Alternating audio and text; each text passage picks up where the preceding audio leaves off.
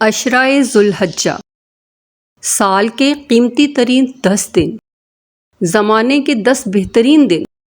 رسول اللہ صلی اللہ علیہ وسلم نے فرمایا، ذی الحجہ کے 10 دنوں سے بڑھ کر کوئی دن ایسا نہیں جس میں نیک عمل اللہ کے نزدیک زیادہ محبوب اور عظیم المرتبت ہو۔ لہٰذا ان 10 دنوں میں تحلیل یعنی لا الہ الا اللہ، تکبیر یعنی اللہ اکبر اور تحمید یعنی الحمدللہ کثرت سے پڑھا کرو۔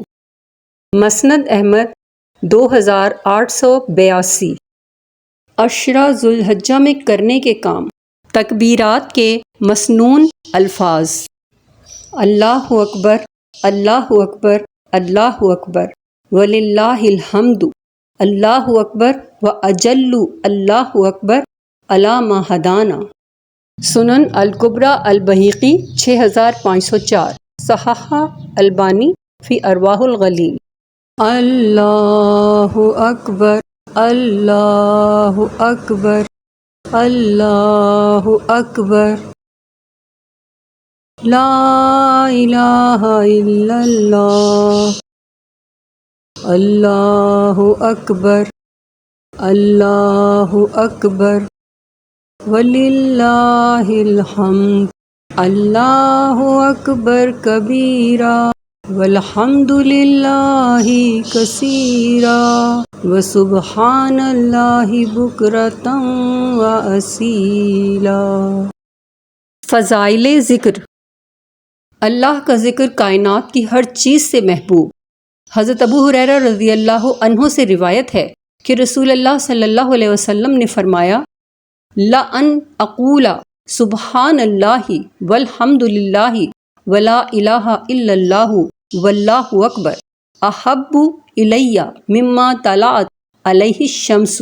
یہ بات کہ میں سبحان اللہ والحمد للہ ولا الہ الا اللہ واللہ اکبر کہوں، مجھے ان تمام چیزوں سے زیادہ محبوب ہے جن پر سورج طلوع ہوتا ہے۔ صحیح مسلم 2695۔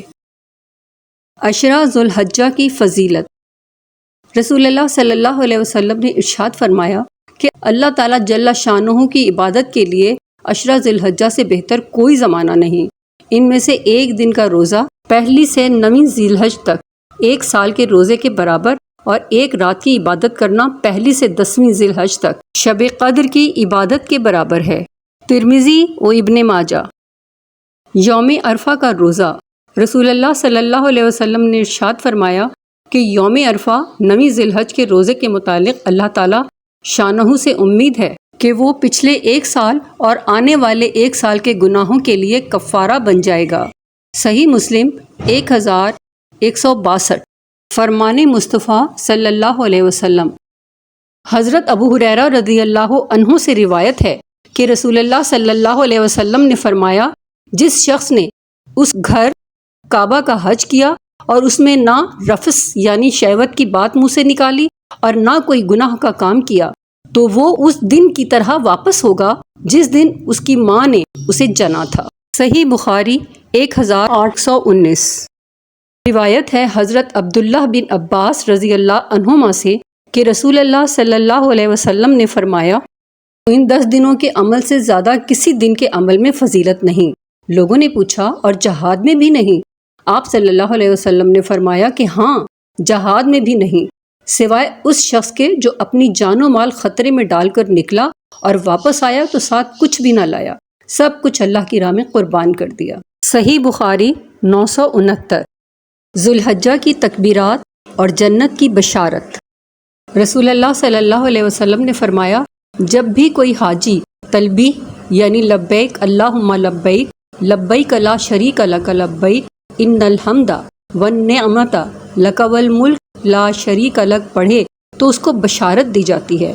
اور جب بھی کوئی تکبیر اللہ اکبر، اللہ اکبر، اللہ اکبر، لا الہ الا اللہ واللہ اکبر، اللہ اکبر، وللہ الحمد کہنے والا تکبیر کہے، اس کو بھی خوشخبری سنائی جاتی ہے۔